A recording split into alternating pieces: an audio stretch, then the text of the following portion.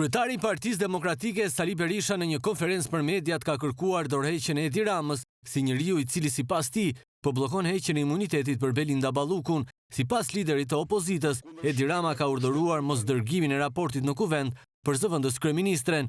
Në emër të Partisë Demokratike ripërsëris kërkesën e prerë të dorëheqjes së Edi Ramës si uzurpator i postit të kryeministrit të vendit. Edi Rama qëndron në pushtet tërësisht mbi krimin, dogën dhe vjedhjen e shqiptarëve, në kundërshtim me kushtetutën, në kundërshtim me ligjet e vendit. Pra është Rama vetë ai që bllokon dërgimin e raportit të anëtarëve të komisionit të Partisë së Krimit në kryesinë e parlamentit për të futur këtë ejte në agjendën e parlamentit. Berisha i ka bërë thirrje të gjithë qytetarëve që të bashkohen në një protestë para parlamentit, ditën që do të vendoset në parlament për imunitetin e Belinda Ballukut, pasi me këtë vendim kundër drejtësisë, Edi Rama po kërkon të mbyll dyert e Europës për Shqipërinë.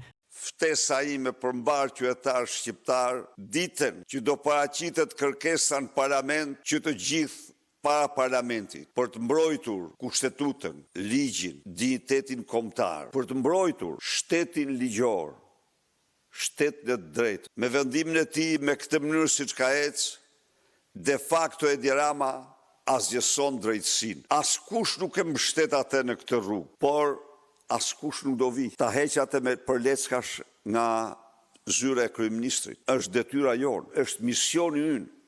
Misioni i qytetarëve shqiptar, të mos pranojnë kur të mbyllen dyert e Europës nga një kryehajdut i kombit në historinë e Shqipërisë. Sipas kreut të Partisë Demokratike, element të krimit organizuar kanë kërcënuar njerëz të drejtësisë në emër të Belinda Ballukut.